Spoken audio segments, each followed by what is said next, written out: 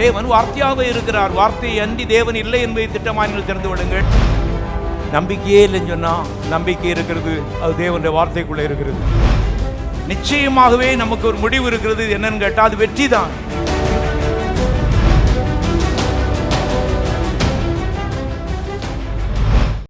உங்கள் குரல் உயர்த்தி பாடிடுங்கள், கொண்டாடிடுங்கள் பரிசுத்த ஸ்தலத்தில். உங்கள் குரல் உயர்த்தி பாடிடுங்கள், கொண்டாடிடுங்கள் பரிசுத்த ஸ்தலத்தில். உங்கள் கரம் உயர்த்தி திருநாமத்தை புகழ்ந்திடுங்கள் பரிசுத்த ஸ்தலத்தில். உங்கள் கரம் உயர்த்தி திருநாமத்தை புகழ்ந்திடுங்கள் பரிசுத்த ஸ்தலத்தில். அல்லேலூயா அல்லேலூயா அல்லேலூயா அல்லேலூயா அல்லேலூயா அல்லேலூயா. துதியில் கீதங்கள் இசைப்போம். உங்கள் குரல் உயர்த்தி பாடிடுங்கள், கொண்டாடிடுங்கள் பரிசுத்த ஸ்தலத்தில். உங்கள் குரல் உயர்த்தி பாடிடுங்கள், கொண்டாடிடுங்கள் பரிசுத்த ஸ்தலத்தில். உங்கள் கரம் உயர்த்தி திருநாமத்தை புகழ்ந்திடுங்கள் பரிசுத்த ஸ்தலத்தில். உங்கள் கரம் உயர்த்தி திருநாமத்தை புகழ்ந்திடுங்கள் பரிசுத்த ஸ்தலத்தில். அல்லேலூயா அல்லேலூயா அல்லேலூயா அல்லேலூயா அல்லேலூயா அல்லேலூயா. துதியின் கீதங்கள் இசைப்போம்.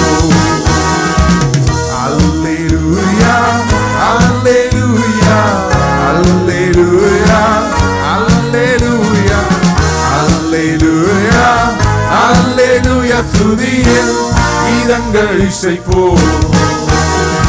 உங்கள் குரல் உயர்த்தி பாடிடுங்கள், கொண்டாடிடுங்கள் பரிசுத்த ஸ்தலத்தில்.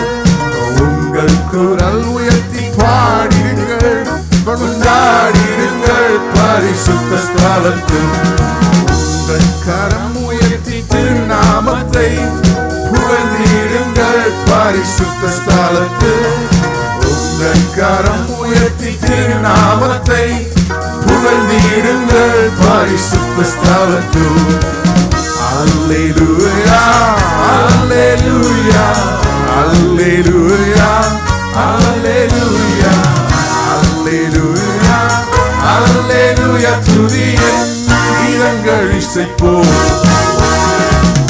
அல்லேலூயா அல்லேலூயா அல்லேலூயா அல்லேலூயா அல்லேலூயா அல்லேலூயா. துதியின் கீதங்கள் இசைப்போம். நான் கொண்டாடுவேன் கர்த்தரை பாடி, புதுப்பாடல் பாடி கொண்டாடுவேன். நான் கொண்டாடுவேன் கர்த்தரை பாடி, புதுப்பாடல் பாடி கொண்டாடுவேன். பாடுவேன் போற்றுவேன், புதுப்பாடல் பாடி கொண்டாடுவேன். பாடுவேன் போற்றுவேன், புதுப்பாடல் பாடி கொண்டாடுவேன். அல்லேலூயா அல்லேலூயா அல்லேலூயா அல்லேலூயா அல்லேலூயா அல்லேலூயா அல்லேலூயா அல்லேலூயா. நான் கொண்டாடுவேன் கர்த்தரை பாடி, புதுப்பாடல் பாடி கொண்டாடுவேன். நான் கொண்டாடுவேன் கர்த்தரை பாடி, புதுப்பாடல் பாடி கொண்டாடுவேன். பாடுவேன் போற்றுவேன், புதுப்பாடல் பாடி கொண்டாடுவேன். பாடுவேன் போற்றுவேன், புதுப்பாடல் பாடி கொண்டாடுவேன். அல்லேலூயா அல்லேலூயா அல்லேலூயா அல்லேலூயா அல்லேலூயா அல்லேலூயா அல்லேலூயா. நான் கொண்டாடுவேன் கர்த்தரை கொண்டாடுவேன், நான் கொண்டாடுவேன். கர்த்தரை பாடி புது பாடல் பாடி கொண்டாடுவேன், பாடுவேன், போற்றுவேன், புது பாடல் பாடி கொண்டாடுவேன், பாடுவேன், போற்றுவேன், புது பாடல் பாடி கொண்டாடுவேன். Hallelujah, hallelujah, hallelujah, hallelujah, hallelujah, hallelujah, hallelujah. கர்த்தருக்கு புது பாட்டு பாடு, கர்த்தருக்கு பாட்டு பாடு, கர்த்தருக்கு புது பாட்டு பாடு, கர்த்தருக்கு பாட்டு பாடு, கர்த்தருக்கு புது பாட்டு பாடு, கர்த்தருக்கு பாட்டு பாடு, கர்த்தருக்கு புது பாட்டு பாடு, கர்த்தருக்கு பாட்டு பாடு. கர்த்தர் பெரியவர், மகிமையுள்ளவர், கர்த்தர் பெரியவர், மகிமையுள்ளவர். கர்த்தருக்கு புது பாட்டு பாடு, கர்த்தருக்கு பாட்டு பாடு, கர்த்தருக்கு புது பாட்டு பாடு, கர்த்தருக்கு பாட்டு பாடு, கர்த்தருக்கு புது பாட்டு பாடு, கர்த்தருக்கு பாட்டு பாடு, கர்த்தருக்கு புது பாட்டு பாடு, கர்த்தருக்கு பாட்டு பாடு. கர்த்தர் பெரியவர், மகிமையுள்ளவர், கர்த்தர் பெரியவர், மகிமையுள்ளவர். ஆராதனை ஆராதனை, துதி ஆராதனை ஆராதனை, ஆராதனை ஆராதனை, துதி ஆராதனை ஆராதனை, ஆராதனை ஆராதனை, துதி ஆராதனை ஆராதனை, ஆராதனை ஆராதனை, துதி ஆராதனை ஆராதனை.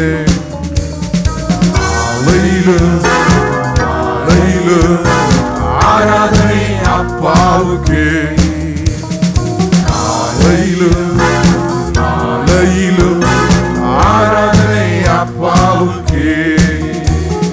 தூயாவியே உமக்கு ஆராதனை, துணையாளரே உமக்கு ஆராதனை, தூயாவியே உமக்கு ஆராதனை, துணையாளரே உமக்கு ஆராதனை, வானத்தீராவே உமக்கு ஆராதனை, வழிகாட்டியே உமக்கு ஆராதனை, வானத்தீராவே உமக்கு ஆராதனை, வழிகாட்டியே உமக்கு ஆராதனை.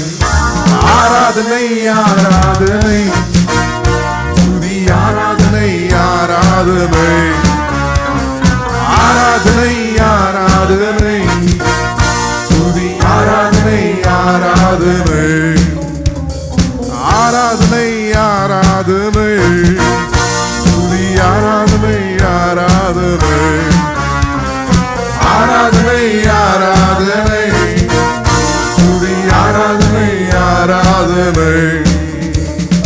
ஆலையிலும் ஆலையிலும் ஆராதனை அப்பாவுக்கே, காலையிலும் மாலையிலும் ஆராதனை அப்பாவுக்கே. உமக்கு ஆராதனை, ஜீவ தண்ணீரே உமக்கு ஆராதனை, ஜீவப்பமே உமக்கு ஆராதனை, ஜீவ தண்ணீரே உமக்கு ஆராதனை, உமக்கு ஆராதனை, உமக்கு ஆராதனை, மேக ஸ்தம்பமே உமக்கு ஆராதனை, மேசியாவே உமக்கு ஆராதனை,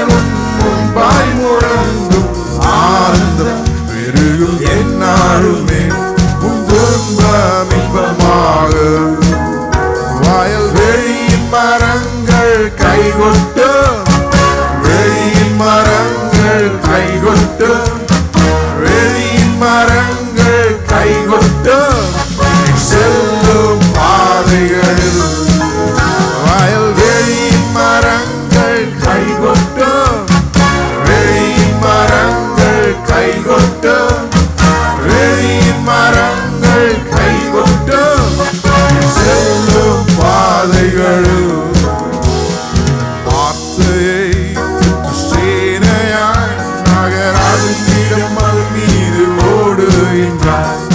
வார்த்தையை சேனையாய் நகராதின் இடம் அது மீது ஓடுகின்றார். கர்த்தர் முழங்குகின்றார், சுத்தர் முன்னேறுகின்றார்.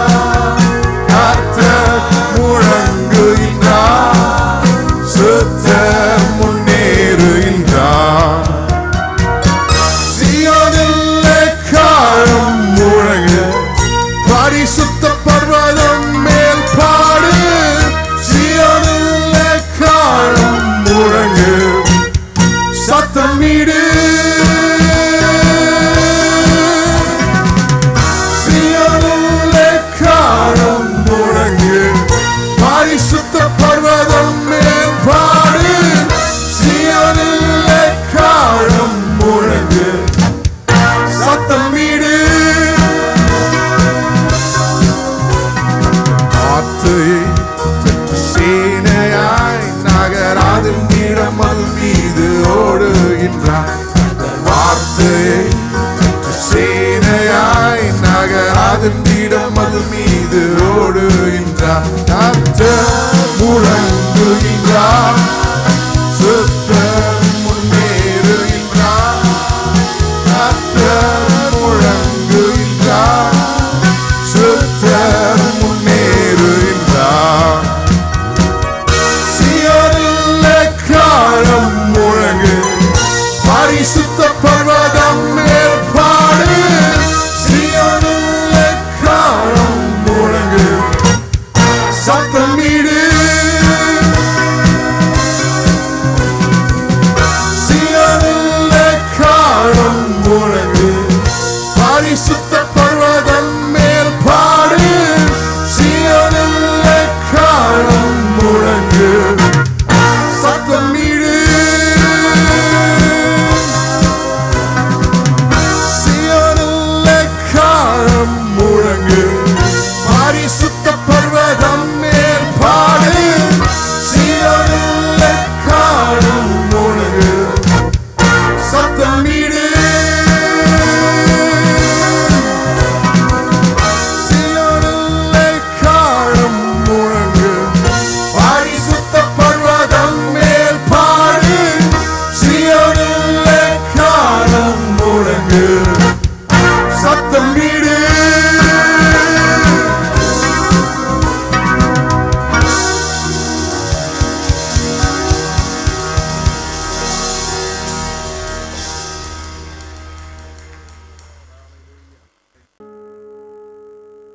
நிறைவான ஆவியானவரே, நீர் வரும்போது குறைவுகள் மாறுமே. நிறைவான ஆவியானவரே, நீர் வரும்போது குறைவுகள் மாறுமே. நீர் வந்தால் சூழ்நிலை மாறுமே. முடியாதது சாத்தியமாகுமே. நீர் வந்தால் சூழ்நிலை மாறுமே. முடியாதது சாத்தியமாகுமே. நிறைவே நீர் வாருமே. நிறைவே நீர் வேண்டுமே. நிறைவே நீர் போதுமே. ஆவியானவரே,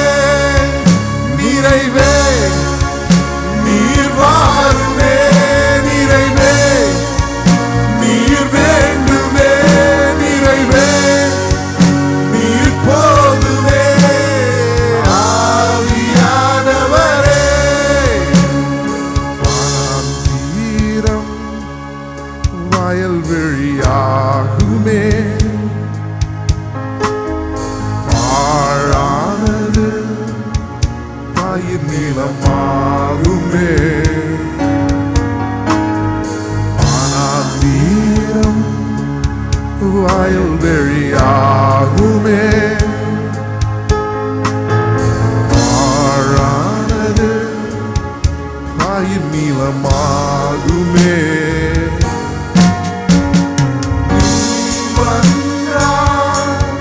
சூழ்நிலை மாறுமே, எல்லாரும் பாடுவோம்.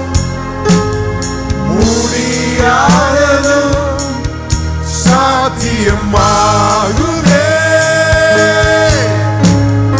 நீர் வந்தால் சூழ்நிலை மாறுமே,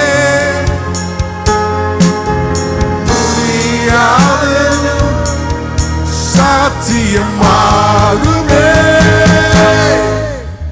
நிறைவே நீர் வாருமே, நிறைவே நீர் வேண்டுமே, நிறைவே நீர் போதுமே.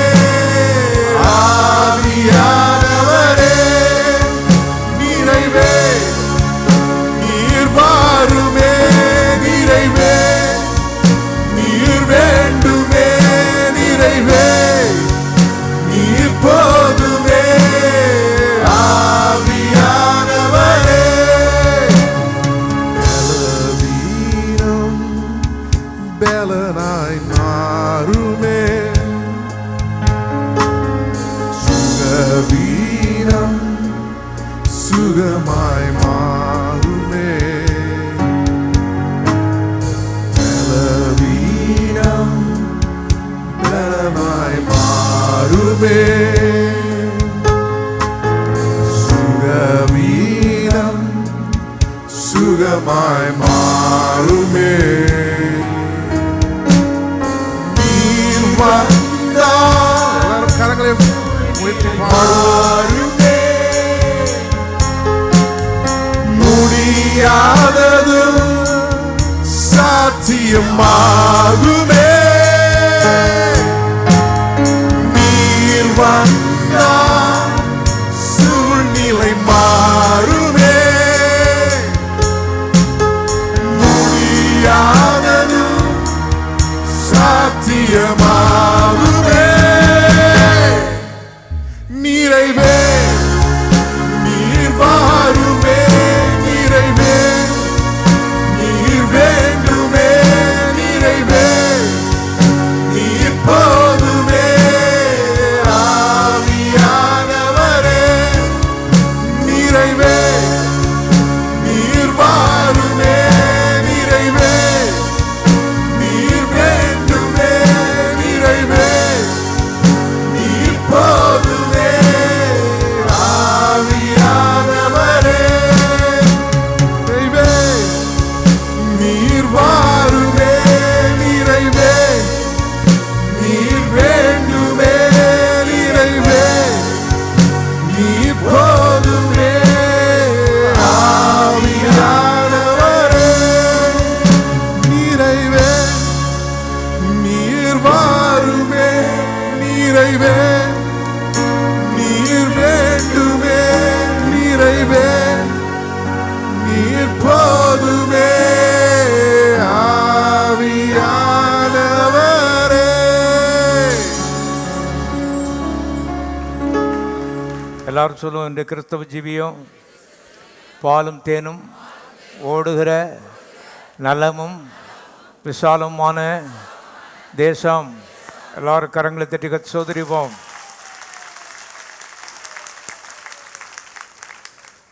கிறிஸ்தவ ஜீவியத்திலே ஒரு நல்ல செய்தி, நம்முடைய எல்லா பிரச்சனைகளுக்கும் தீர்வை 2000 ஆண்டுகளுக்கு முன்பாக தேவன் இயேசுவிலே கண்டுபிடித்து விட்டார். ஏனென்றால் இன்றைக்கு அநேக மக்கள் பிரச்சனைக்கு தீர்வு கண்டுபிடிப்பதற்காக ஜெபிக்கிறாங்க, உபாசிக்கிறாங்க, கண்ணீர் விடுறாங்க, மன்றாடுறாங்க. இவருடைய நோக்கம் எல்லாம் எப்படியாவது நம்முடைய ஜெபத்துக்கு நாம் பதில் கண்டுபிடிக்க வேண்டும். ஜெபத்துக்கு பதில் ஒன்றையால் கண்டுபிடிக்க முடியாது. பிரச்சனைக்கு பின்னால் பிசாசு நிற்கிறான். ஜெபத்துக்கு பதில் தேவன் மாத்திரம்தான் கண்டுபிடிக்க முடியும். எவ்விதமாக கண்டுபிடித்தார் என்றால், நம்முடைய பிரச்சனைகள் எல்லாவற்றையும் இயேசுவனுடைய தலையின் மேலே கொட்டி இயேசுவனுடைய கடைசி சொட்டு ரத்தத்தையும் சிந்த வைத்து அவ்விதமாக பிரச்சனைகளுக்கு தேவன் தீர்வை கண்டுபிடித்திருக்கிறார். பிரச்சனை என்பது லேசான காரியம் கிடையாது. ஆவி உலகத்தில் வாழ்ந்து கொண்டிருக்கிறோம். இந்த மூளை அறிவுக்கு இதெல்லாம் எட்ட மாட்டேங்குது. பாவம் என்பது பயங்கரமான ஒரு சக்தி என்பதை வேதம் திட்டமாய் போதிக்கிறது. அதற்கு பயங்கரமான தண்டனை இருக்கிறது. என்ன தண்டனை? பாவத்தின் சம்பளம் மரணம், சாக வேண்டும். இயேசு சொன்னார், நீ சாகாத, உனக்காக நான் என்ன செய்கிறேன்? சாகிறேன். எப்படி சாக போறீர்? கடைசி சொட்டு ரத்தம் சிந்தப்பட்டு பிக்கப்பட்டு நொறுக்கப்பட்ட அந்த சரீரம் வாதிக்கப்பட்டது. அவ்விதமாக பாவம் அருமையானவர்களே ஒரு முடிவுக்கு வந்தது என்பதை நீங்கள் தெரிந்து கொள்ளுங்கள். பாவம் என்பது பயங்கரமான ஒரு சக்தி. எங்கே பார்த்தாலும் இன்றைக்கி பாவமாக இருக்கிறதுனால பாவம் தானே நம்ம யோசிக்கிறோம். அதனுடைய முடிவு நித்திய நரகம் என்பதை திட்டமாக நீங்கள் தெரிந்து கொள்ளுங்கள். பாவத்தினாலே வந்த விளைவுகள் தான் பிரச்சனைகள். ஆகவே பிரச்சனைகளுக்கு தீர்வை மனிதன் கண்டுபிடிக்க முடியாது. தேவனே இயேசுவின் ரத்தத்தை சிந்த வைத்து தீர்வை கண்டுபிடித்திருக்கிறார். தீர்வுகள் ஆவி மண்டலத்தில் ஆயத்தமாயிருக்கிறது. அதை எடுத்துக்கொள்ள வேண்டிய அந்த பொறுப்பு மாத்திரம்தான் உன்னுடைய பொறுப்பு. இப்போ இது நற்செய்தியாய் நமக்கு படுகிறது. நல்ல பதில்களை, ஏராளமான பதில்களை. அவைத்தானே பேசியர் 1:3 சொல்கிறது, கிறிஸ்துவுக்குள் தேவன் சகல ஆசீர்வாதங்களினால் நம்மை ஏற்கனவே ஆசீர்வதித்து விட்டார். ஆசீர்வாதங்கள் எங்கே இருக்கிறது? மடியில் இல்லை, ஆவி மண்டலத்தில் இருக்கிறது. அங்கே தேவன் இருக்கிறார். அங்கேருந்து கொண்டு வரணும். இதுதான் ஜெபம். சவால் நம்ம கொடுக்கப்பட்டிருக்க ஒரு பெரிய பொறுப்பு என்பதை தெரிந்து கொள்ளுங்கள். இந்த அழைப்பைத்தான் கர்த்தர் நம்ம கொடுத்திருக்கிறார். ஜெபத்துக்கு பதிலை உருவாக்கும்படி கர்த்தர் உன்னை அழைக்கவில்லை. ஆகவே தேவன் மனிதனுடைய சார்பிலே 2000 ஆண்டுகளுக்கு முன்பாக பெரிய ஒரு வேலையை செய்திருக்கிறார். இன்றைக்கு சின்ன வேலையை செய்யும்படி கர்த்தர் நமக்கு ஒரு அழைப்பை கொடுக்கிறதை பார்க்கிறோம். இதில் நாவு முக்கியமான பங்கு வகிக்கிறது. ஆகவே இந்த நாவை வைத்து ஆவி மண்டலத்திலிருந்து இந்த மாம்ச மண்டலத்துக்கு இந்த ஆசீர்வாதங்கள் எல்லாம் இழுக்க வேண்டியது நம்முடைய பொறுப்பு. எவ்வளவு இழுத்து கொள்ளலாம்? எல்கியே கிடையாது. உனக்கு எவ்வளவு முடியுமோ அவ்வளவு எடுத்துக்கோ. இதுதான் கிறிஸ்தவ ஜீவம் என்பதை தெரிந்து கொள்ளுங்கள். என்ன வேண்டும், எவ்வளவு வேண்டும், எல்லாம் ஓம் பொறுப்புக்கு கர்த்தர் விட்டுருக்கிறாரு. அவர் லிமிட்டே போடுறதில்லை. ஆகவே கிறிஸ்தவ ஜீவியத்தில் சும்மா இருக்க முடியாது. சும்மா இருந்தால் சும்மா போக வேண்டியதுதான். பாருங்கள், ஆகவே அநேக கிறிஸ்தவர்கள் நம்புகிற மாதிரி காலமும் கொஞ்சம் ஜபம், சாயங்காலம் கொஞ்சம் தூங்குறதுக்கு முன்னாடி கொஞ்சம் ஜபம், இதை வச்சு வண்டியை ஓட்ட முடியாது. அருமையானவர்களே, ஆவி மண்டலத்திலே கர்த்தர் ஆசீர்வாதங்களை ரத்தத்தை சிந்தி ஸ்டோர் பண்ணி வச்சிருக்கிறாரு. ஒன்று ஒன்றா எடுக்க வேண்டும், அனுபவிக்க வேண்டும். இப்படிப்பட்ட தேவன் ஜீவிக்கிறார் என்பது இந்த உலகத்துக்கு காண்பிக்க வேண்டும். மக்களை இந்த கிறிஸ்தவத்தில் ஈர்க்க வேண்டும். இவையெல்லாம் ஒன்றொன்று தொட்டு இருக்கிறது. ஆழமான ஒரு அழைப்பை கர்த்தர் கொடுத்திருக்கிறார் என்பதை திட்டமாய் புரிந்து கொண்டு கிறிஸ்தவ ஜீவியத்தில் தீவிரமாய் அருமையான செயல்படும்படி தேவாவியானவர் நமக்கு ஆலோசனை சொல்லுகிறார். எல்லாரும் வாயை திறந்து சொல்லுவோம். வலது கருத்து உயர்த்தி சொல்லுவோம். என் வாழ்க்கையில் பாலும் தேனும் ஓடுகிறது. என் பாதைகள் நெய்யாய் பொழிகிறது. என் பாத்திரம் நிரம்பி வழிகிறது. என் ஆலைகளில் திராட்சரசம் புரண்டு ஓடுகிறது. என் களஞ்சியங்கள் பூரணமாய் நிரம்பி வழிகிறது. மேய்ச்சல் வெளிகளில் ஆடுகள் நிறைந்திருக்கிறது, பள்ளத்தாக்குகள் தானியத்தால் மூடியிருக்கிறது, அவைகள் கம்பீரித்து பாடுகிறது. எல்லாரும் கரங்களை தட்டிக்க சோதரிப்போம்.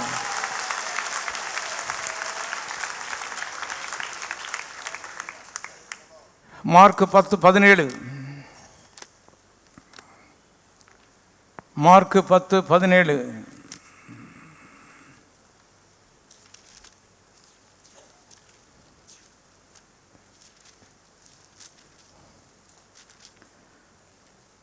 பின்பு இயேசு புறப்பட்டு வழியிலே போகையில்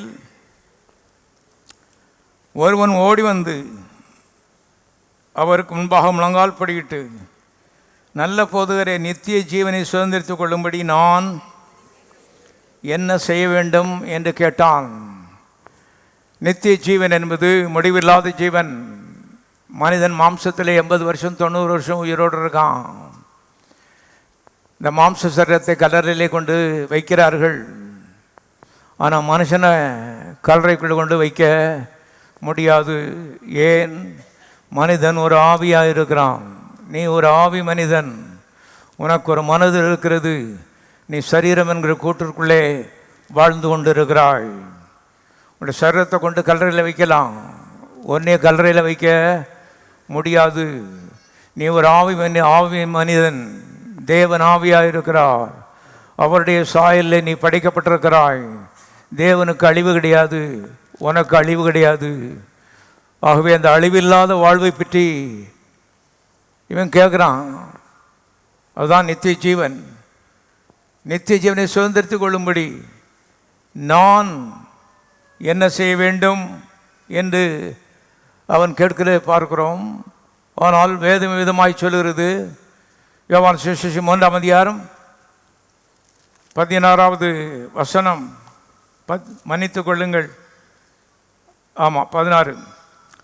தேவன் தம்முடைய ஒரே பேரான குமாரனை விசுவாசிக்கிறவன் எவனோ அவன் கெட்டுப்போகாமல், சத்தமாசிங்க, நித்திய ஜீவனை அடையும்படிக்கு இயேசுவை தந்துருளி இவ்வளவாய் உலகத்தில் அன்பு கூர்ந்தார். எவ்வளவாய் அன்பு கூர்ந்தார்? இவ்வளவாய் அன்பு கூர்ந்தார். அர்த்தம் என்னன்னு கேட்டால், மேக்சிமம், இதுக்கு மேலே அன்பு கூற முடியாது. தேவன் மனிதன் மேலே அன்பாக இருக்கிறாரா?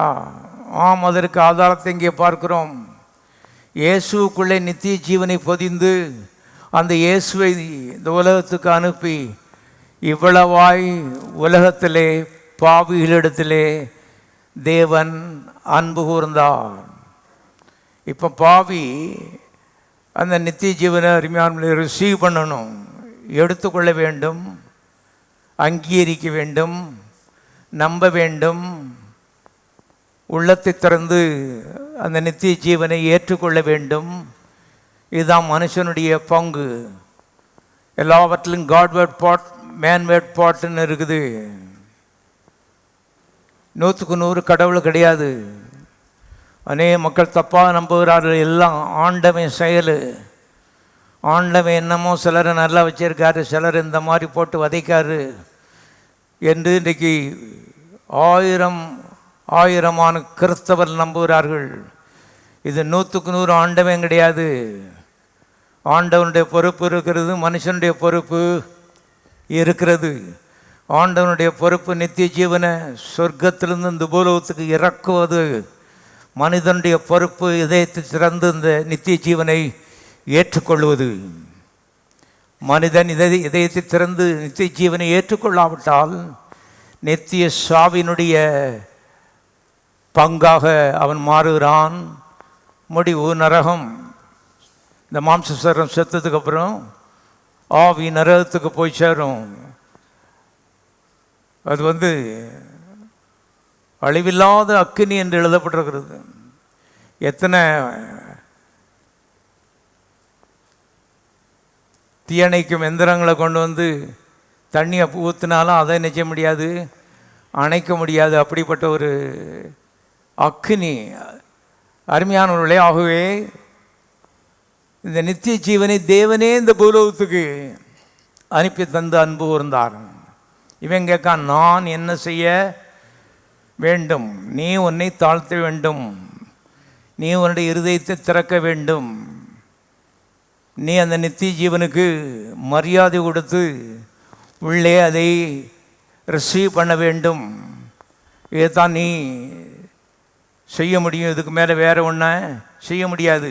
ஆகவே அருமையானவர்களே, மனிதன் ஒரு நித்தியவாசி, நித்திய ஜீவனுக்கென்றே படைக்கப்பட்டிருக்கிறான், அழிவுக்கென்று படைக்கப்படவில்லை. நித்திய ஜீவனாகிய கிறிஸ்துவ உள்ளத்தில் ஏற்றுக்கொள்ளும் பொழுது சரத்தை கொண்டு கல்லறையில் வைப்பாங்க, ஆவியும் உள்ளே இருக்கிற கிறிஸ்துவும் சேர்ந்து அழிவில்லாத அந்த மோட்ச பட்டணத்துக்கு என்ன செய்கிறது? போகிறது. அங்கே சாவே கிடையாதுன்னு எழுதப்படுறது. கல்லறை தோட்டம் அங்கே கிடையாது, சாவுமணி திக்குமணி எல்லாம் அங்கெல்லாம் ஒன்றும் கிடையாது. பாருங்கள், அது அழிவில்லாத ஒரு நகரம், தேவனுடைய நகரம், இயேசுநாதருடைய கேபிட்டல். அவரை உள்ளத்துக்குள்ளே ஏற்றுக்கொண்டா, இந்த சின்ன உள்ளத்துக்குள்ளே அவருக்கு இடம் கொடுத்ததுனால அந்த பெரிய பட்டணத்தில் அருமையான பெரிய இடங்களை தேவன் ஆயத்தம் பண்ணி வைத்திருக்கிறார் எழுதப்பட்டிருக்கிறது. உங்களுக்காக ஒரு ஸ்தலத்தை ஆயத்தம் பண்ண போகிறேன் என்று யோவான் 14 எழுதப்பட்டிருக்கிறது. நான்லாம் பெந்தெகோஸ்திலிருந்து வந்ததுனால ஏதோ ஒரு தகர கொட்டை போட்டு வச்சுருக்காரு போட்டிருக்கு ஏசுநாதர், மழைக்கு ஒதுங்கிறதுக்குன்னு யோசித்தேன். ஏன்னா இங்கே சீனியர் பாஸ்டரும் தகரக்கோட்டையில் தான் இருக்கார், ஜூனியர் பாஸ்டரும் தகரக்கோட்டையில் தான் இருக்கார். நாங்கள் விசுவாசி அதை பார்த்தோம், ஒரு முடிவுக்கு வந்து விட்டோம், கிறிஸ்தவ ஜீவமே தகரக்கோட்டை தான், அதுக்கு மேலே ஒன்றும் கிடையாதுன்னு. ஒரு நாளில் வேதத்தை வாசித்து கொண்டிருக்கும் பொழுது, ஐ am going to prepare a mansion for you, உங்களுக்காக ஒரு அரண்மனையை நான் ஆயத்தம் பண்ண போகிறேன். எனக்கு வந்து தூக்கி வாரி போட்டுடுச்சு. என்ன நான் நமக்கு சொல்லி கொடுத்தது எப்படி? பைபிளில் வேறு மாதிரி போட்டிருக்குது. அரண்மனை ஆயத்தம் பண்ண போகிறேன். கர்த்தர் சொன்னார், இந்த சின்ன வீட்டில் இடம் கொடுத்தீன்னா அங்கே பெரிய அரண்மனை உனக்கு ஆயத்தமாய் காத்திருக்கிறது, உங்களுக்காக ஒரு ஸ்தலத்தை நான் ஆயத்தம் பண்ண போகிறேன். இயேசுநாதரே அதை கட்டி முடிக்கிறார் என்று சத்தியவேதன் திட்டமாய் சொல்லுகிறது. தேவன் மனிதனுக்கு கடனாளி அல்ல. கொஞ்சத்திலே உண்மையாக இருந்தாய், அநேகத்தின் மேல் நான் உன்னை அதிபதி ஆக்குவேன். இதுதான் கிறிஸ்தவ ஜீவியம். இயேசுநாதர் கொடுத்து கெட்டு போனவன் எவனும் கிடையாது, கொடுக்காம கெட்டு போனவன் தான் 1000 பேர். அருமையான கவனியங்கள், இன்னொரு மொழிபெயர்ப்பு எழுதப்பட்டிருக்கிறது, I am going to prepare a manner for you என்று எழுதப்பட்டிருக்கிறது. மேனார்னு சொன்னால் பெரிய எஸ்டேட்டு, அந்த எஸ்டேட்டுக்கு மத்தியில் ஒரு அரண்மனை. பாருங்கள், இதெல்லாம் கர்த்தர் வந்து எல்லாரும் கரங்களை தட்டி கஷ்டோத்திரிப்போம்.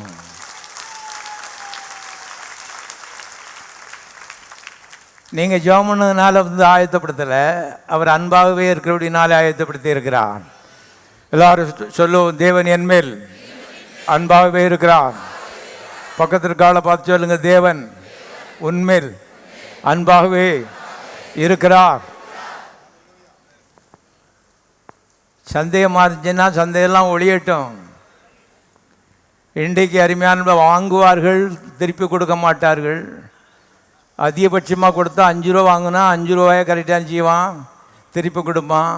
ஆனால் அந்த ஆண்டவர் இந்த சின்ன உள்ளம் இதை வாங்கிட்டு அங்கே பெரிய இடத்தை நினச்சிருக்கிறாரு, ஆயத்தப்படுத்தி கொண்டிருக்கிறார். கர்த்தர் மகா பெரியவர், தாராளமானவர், ஏராளமானவர். மத தலைவர்களுக்கு கிடையாது, வானத்துக்கு பூமிக்கு சொந்தக்காரன். ஆகவே நித்திய ஜீவன் அதை வாஞ்சிக்க வேண்டியது அவசியமாக இருக்கிறது.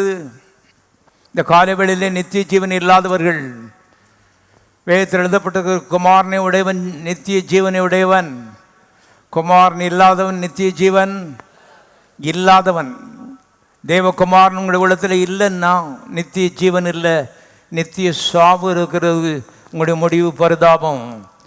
ஆகவே உள்ளத்துக்கு கிறிஸ்து இல்லைன்னு சொன்னான், தீவிரமாக இயேசுவே என்ற உள்ளத்துக்குள்ளே வாரும், இதே கதவை திறந்து கொடுக்குறேன். அவ்விதமாக கதவை திறந்து கொடுப்பீர்களானால் பின்னாலே அழுகிற நாட்கள் வராது என்று கர்த்தர் சொல்லுகிறார். ஆகவே வேதத்திலிருந்து ஒரு சில குறிப்புகள் காண்பிக்க விரும்புகிறேன். ஆதியாகமத்தின் புஸ்தகம் 2ஆம் அதிகாரம், ஆதியாகமம் 2:9. தேவனாகிய கர்த்தர் பார்வைக்கு அழகும் புசிப்புக்கு நலவுமான சகலவித விருட்சங்களையும் தோட்டத்தின் நடுவிலே ஜீவ விருட்சத்தையும் நன்மை தீமை அறியத்தக்க விருட்சத்தையும் பூமியிலிருந்து முளைக்க பண்ணினார். தோட்டத்தை உண்டாக்கினார். சகல விதமான விருட்சங்களையும் அங்கே படைத்தார். நடுவில் ஜீவ விருட்சம் ஒன்று, சாவு விருட்சம் ஒன்று, ரெண்டையும் முளைக்க பண்ணினார் என்று எழுதப்பட்டிருக்கிறது. ரெண்டுக்கும் வெகு தூரம் இல்லை, பக்கத்தில் தான் இருக்குது. ஆனால் மனிதனை தேவன் ரெண்டுக்கு நடுவில் வச்சார். நடுவில் வச்சு சொன்னார், மனிதா, சாவு மரத்துக்கும் ஜீவ மரத்துக்கும் ரொம்ப தூரம் இல்லை. ஜீவ மரத்தை மத்தியில் நட்டிட்டு சாவு மரத்தை 30 மைலுக்கு அந்த பக்கம் நட்டி வச்சுருப்பாருன்னா கொஞ்சம் ஈஸியாக இருந்திருக்கும். ஏன்னா சாவு மரத்தை தேடி போனோம். அங்கே இது பக்கத்தில் தான் நினச்சிது இருக்குது. இப்போ கர்த்தர் சொல்கிறாரு, பெரிய பொறுப்பை நான் அவனுக்கு கொடுத்துருக்குறேன். நான் தூசி குப்பைன்னு பேசிக்கிட்டு இருக்காத, இதெல்லாம் குழி தோண்டி புதைத்து விடு. நீ முக்கியமான ஒரு நபர். அடிக்கடி சொல்கிறேன், மறுபடியும் சொல்கிறேன், ஆதாம் ஏதேன் தோட்டத்தை இழந்து போனான். அவனை தேடுகிற முயற்சி தான் கிறிஸ்தவ ஜீவியத்தினுடைய கதை என்பதை தெரிந்து கொள்ளுங்கள். ஆகவே கிறிஸ்து எவ்வளவு முக்கியமோ அதே போல் ஆதாம் அவ்வளவு முக்கியம் கிறிஸ்தவ ஜீவியத்தில். இது குப்பை தூசி கதை எல்லாம் கிடையாது.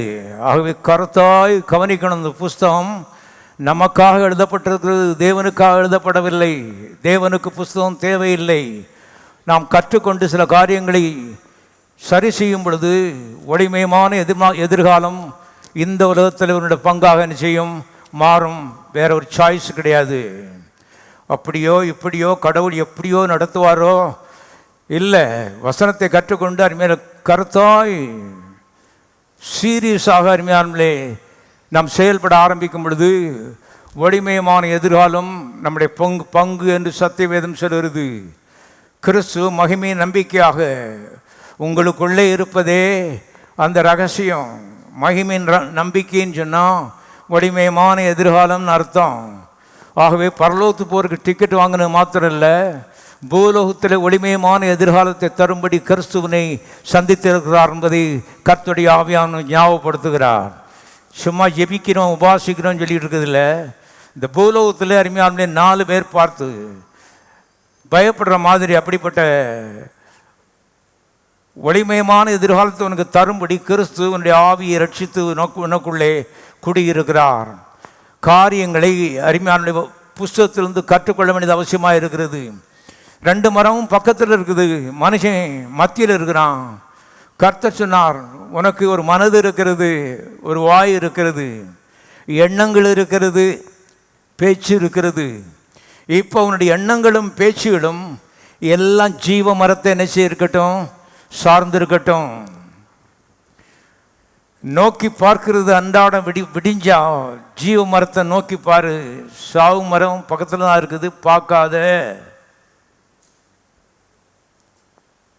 ஜீவ மரத்தோடு பேசு, பழகு, தொடர்புகள், ஒரு உறவு வைத்துக்கொள். சாவு மரத்துக்கு பக்கத்தில் போகாத. கவனிங்க, ஒன்று பக்கத்தில் தான் இருக்குது. ஆகவே நல்ல எதிர்காலத்தை நிர்மாணிக்கக்கூடிய ஒரு திறன் மனிதனுக்கு உண்டு என்று தேவன் அறிந்து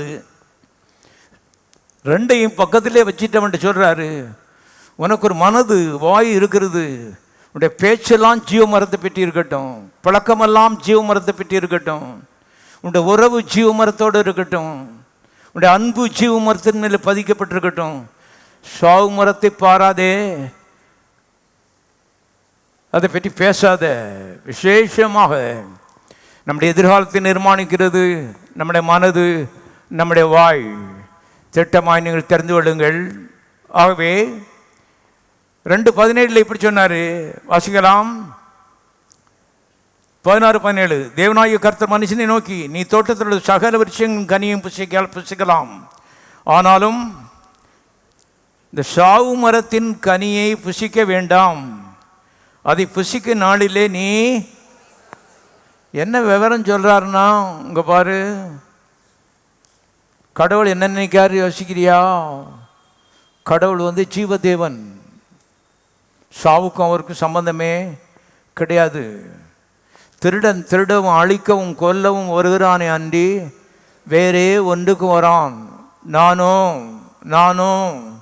நானும் திருடன் அல்ல, அழிக்கிறவன் அல்ல, கொல்லுகிறவன் அல்ல. நானும் மனிதருக்கு வாழ்வு உண்டாயிருக்கும், அந்த வாழ்வு பரிபூர்ணப்படவும் வந்தேன். 2 சக்திகள் இருக்கிறது, ஜீவ மரம், சாவு மரம். ஜீவவரம் இயேசு கிறிஸ்துவுக்கு அடையாளமாக இருக்கிறது, சாவு மரம் பிசாசுக்கு அடையாளமாக இருக்கிறது. ஒன்றுக்கொன்று விரோதமான சக்திகள், ஒன்று உன்னை அழிக்கிற சக்தி, ஒன்று உன்னை வாழ வைக்கிற சக்தி. இந்த உலகத்திலும் மறு உலகத்திலும் நித்தியமாய் உன்னை வாழ வைப்பதே இந்த ஜீவ மரத்தினுடைய திட்டமும் நோக்கமுமாக இருக்கிறது. ஆகவே கர்த்தர் சொல்லும் பொழுது, என்னை பொறுத்த அளவில் நீ ஜீவ மரத்தை சாப்பிட்டு அதோட பழகி நீ நித்தியமாய் சந்தான பரம்பரையாய் நன்றாய் இருக்க வேண்டும் என்று நான் விரும்புகிறேன். கட்டாயப்படுத்த முடியாது. நீ ஒரு பொம்மை கிடையாது. இங்கே தான் விவரம் இருக்குது. உன்னுடைய தெரிந்து கொள்ளல் தான் உன்னுடைய எதிர்காலம் என்ன செய்திருக்கிறது, அமைந்திருக்கிறது. கடவுள் பார்த்து அப்படி செய்யிட்டார் இப்படி செய்யிட்டார். நான் ஏற்கனவே சொன்ன மாதிரி குரங்காட்டி கைத்தை இப்படி ஆட்டுறான், உடனே குரங்கு ஆடுது. அந்த மாதிரி நம்ம ஆடிக்கிட்டு இருக்கோம்னு நான் யோசித்தேன் பல ஆண்டுகள். ஒரு நாள் கர்த்தருடைய ஆவியான்னு சொன்னார், புஸ்தகத்தை நல்லா பாரியா, கடவுள் குரங்காட்டி கிடையாது, புஸ்தகத்தை கவனி. தெரிந்து கொள்ளுதல் மனிதனத்தில் கொடுக்கப்பட்டிருக்கிறது. மனிதன் சாவை தெரிந்து கொள்ளும் பொழுது தேவனே இவனுக்கு உதவி செய்ய முடியாது. எல்லாம் சொல்லுங்க, முடியாது. தேவனுக்கு சில காரியங்கள் முடியாது. பாருங்க, ஏன்னா மனிதன் அவ்வளவு உரிமையோடு அதிகாரத்தோடு படைக்கப்பட்டிருக்கிறான். மனிதன் மிக மிக முக்கியமானவன் இந்த ஆவி உலகத்தில். ஆச்சரியம், சூரிய சந்திரர்கள் மனிதனுக்காகவே படைக்கப்பட்டது, நட்சத்திரங்கள் மனிதனுக்காக படைக்கப்பட்டது, இந்த உலகம் மனிதனுக்காகவே படைக்கப்பட்டிருக்கிறது. மனிதன் தேவனுக்காக படைக்கப்பட்டிருக்கிறான். மனிதன் மிக மிக முக்கியமானவன். இவனுடைய தெரிந்து கொள்ளுதல் இவனுடைய எதிர்காலத்தை நிர்மாணிக்கிறது என்பதை தீர்க்கமாய் நீங்கள் வேதத்திலிருந்து கற்றுக்கொள்ள வேண்டும். தேவன் அவர் 100க்கு 100 ஜீவன் பக்கமாக தான் இருக்கிறாரு. 2000 ஆண்டுகளுக்கு முன்பாகவும் அப்படித்தான் இருந்தார். இனி நித்தியம் வரைக்கும் அவர் அப்படித்தான் இருக்க போகிறார். அவர் பெயர் ஜீவதேவன்.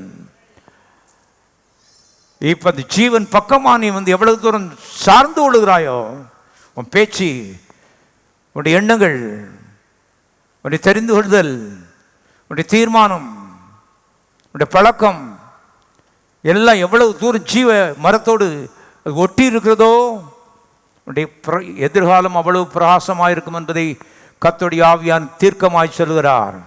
இது சீட்டு போட்டு குலுக்கி எடுக்கிறது இல்லை. ஆகவே கிறிஸ்துவ ஜீவியம் அருமையானே ஒரு சீரியஸ் பிசினஸ் என்பதை அருமையான முதலாவது நாம் அறிந்து கொள்ள வேண்டும். பாருங்கள்,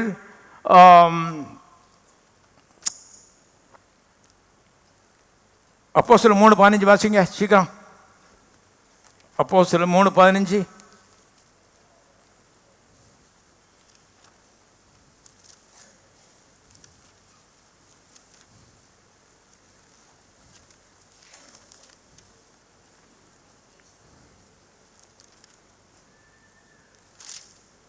ஜீவாதிபதியை கொலை செய்தீர்கள், அவரை தேவன் மரித்தோரிலிருந்து எழுப்பினார். யாரை பற்றி எழுதப்பட்டிருக்கிறது? சத்தமாக சொல்லுங்க. இயேசுநாதரை பற்றி எழுதியிருக்குது. இப்போ பிசாசை பற்றி ஒரு வசனம், எபிரேயர்கள் எழுதின நிருபம் 2வது அதிகாரம் 14வது வசனம், எபிரேயர் 2:14. ஆதலால் பிள்ளைகள் மாம்சத்தையும் இரத்தத்தையும் உடையவர்களாயிருக்க இயேசுவும் அவர்களைப் போல மாம்சத்தையும் இரத்தத்தையும் உடையவரானார். சத்தமாசிங்க. மரணத்துக்கு அதிகாரியாகிய பிசாசானவனை தமது மரணத்தினாலே அழிக்கும்படிக்கு அப்படியானார். ஆகவே பிசாசு மரணத்துக்கு அதிபதி, இயேசு ஜீவனுக்கு அதிபதி. ஜீவன் அர்த்தம் மரணத்தினுடைய ஒரு துளி கூட அதில் கிடையாதுன்னு அர்த்தம். மரணம்னு அர்த்தம் ஜீவனுடைய ஒரு துளி கூட அதில் கிடையாது. தீர்க்கமாய் தெரிந்து கொள்ளுங்கள். தேவன் வேற, பிசாசு வேற. தேவன் பிசாசை வெறுக்கிறார். அவனுக்காகவே நரகத்தை படைத்தார் என்று மத்தேயு 25ஆம் அதிகாரம் சொல்லுகிறது. ஒரு மனிதனும் நரகத்துக்கு போகிறது தேவனுக்கு இஷ்டம் கிடையாது. நரகம் பிசாசுக்காகவும் அவனுடைய தூதர்களுக்காகவும் படைக்கப்பட்டிருக்கிறது. பிசாசு மனிதனுக்காக இவ்வளவு அழகான உலகத்தை படைத்தார். பிசாசுக்காக எரி நரகத்தை செய்திருக்கிறார், படைத்திருக்கிறார். தேவன் பிசாசை பகைக்கிறார். ரெண்டு ஆப்போசிட்டான ஃபோர்ஸஸ். இதில் ஜீவ தேவன் பட்சமாய் நீங்கள் நிற்கிறீர்கள். கிறிஸ்துவை உள்ளத்தில் ஏற்றுக்கொண்டு அருமையானவர்களே, ஜீவ பாதையில் அருமையானவர்களே நாம் நடக்கிறோம் என்பதை தெரிந்து கொள்ளுங்கள். ஆரம்பிச்சிருக்கிறாரு. இடையிலையும் ஜீவன்தான், முடிவிலையும் ஜீவன்தான். சாவினுடைய ஒரு துளி கூட இந்த பாதையில் கிடையாது. இது ஒரு மதம் கிடையாது. எல்லா மதங்களும் சாவின் மதங்கள் என்பதை திட்டமாக நீங்கள் தெரிந்து கொள்ளுங்கள். எல்லா மத தலைவனும் செத்தவன் அருமையானவர்களே. ஆனால் இது ஜீவதேவன், இது மதம் கிடையாது. இது ஒரு மார்க்கம் என்பதை திட்டமாக நீங்கள் தெரிந்து கொள்ளுங்கள். பரலோகத்துக்கு போகிற மார்க்கம். ஆகவே தேவனுடைய பிள்ளைகளே,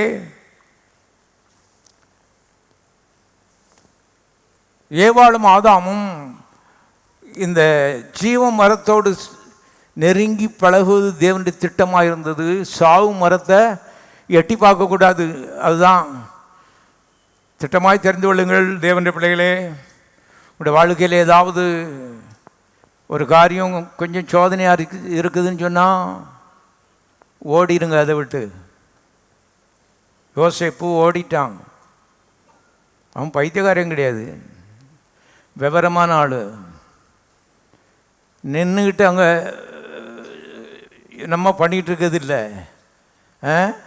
ஆண்டவர் பார்த்துக்கிடுவார். தேவ ஆவியானவர் அவர் போத்திப்பார் பொண்டாட்டியை காட்டிலும் பெரியவர்னு சொல்லிட்டு அங்கே நின்றுட்டு இருக்குது இல்லை.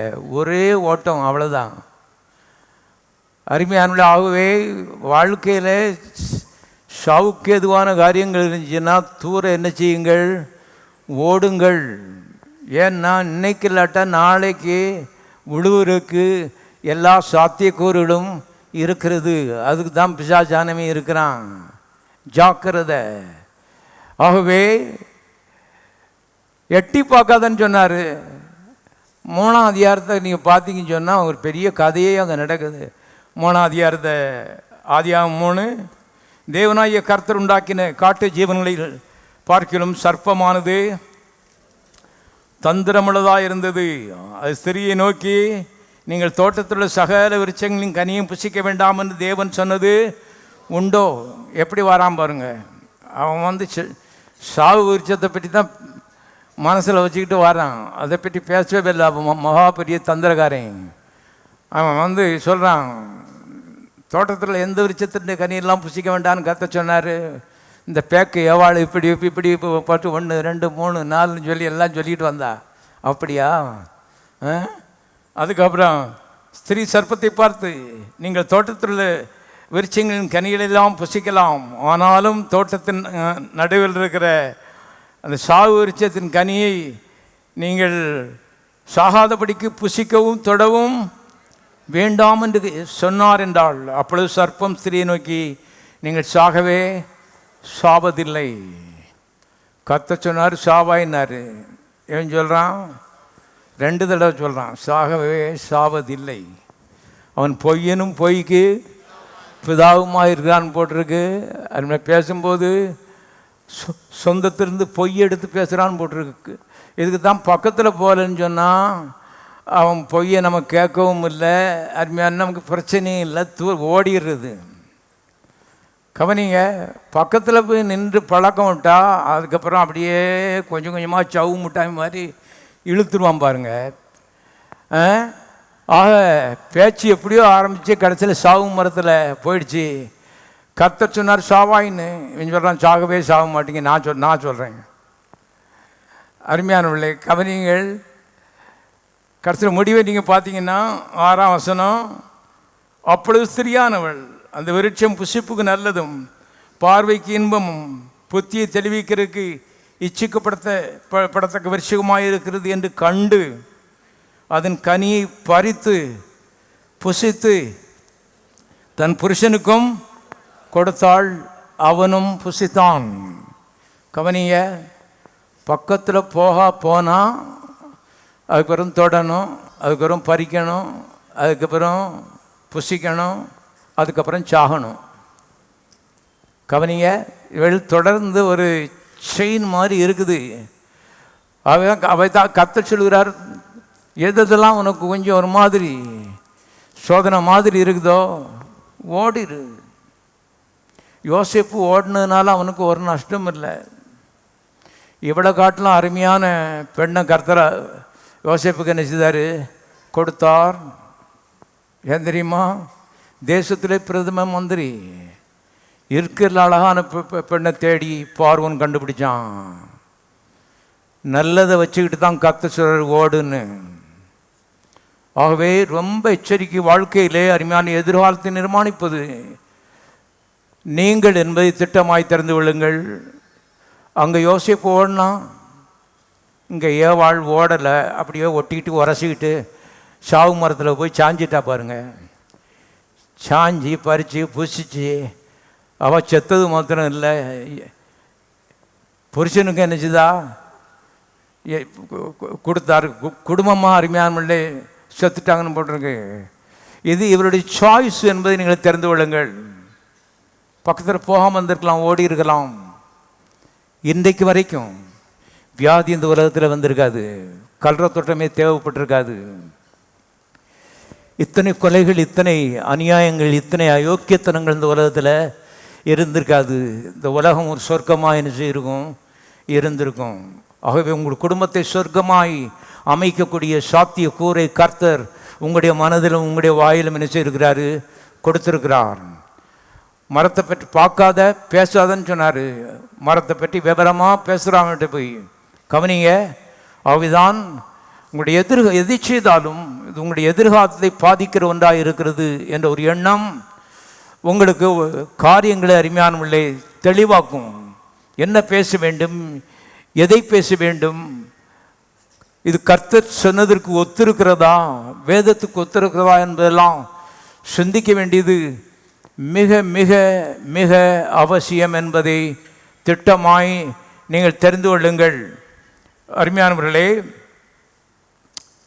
இன்னொரு சம்பவத்தை பார்ப்போம். உபாகமத்தின் புஸ்தகம்